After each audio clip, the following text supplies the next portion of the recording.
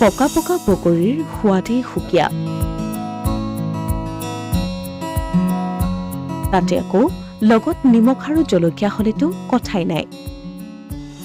লমালমে লাগি থকা পকা পকা বগৰী দেখিলে মুখত পানী অহাটো স্বাভাৱিক কথা। এতিয়া বগৰীৰ বতৰ। ৰাজ্যৰ প্ৰান্তে প্ৰান্তে গাঁৱে ভূঞে এতিয়া বগৰীৰ গছবোৰত লাগিছে লমালমে বগৰী। এই বগৰীবোৰ দেখি কাৰনো ইয়াৰ সোৱাদ ল'বলৈ মন নাযায়।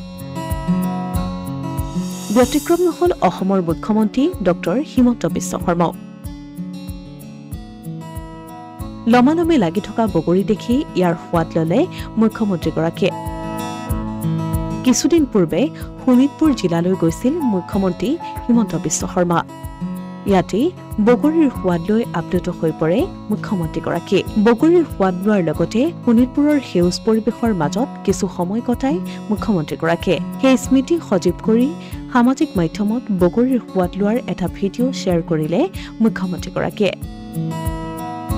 Asomiya Pratidin digital desk.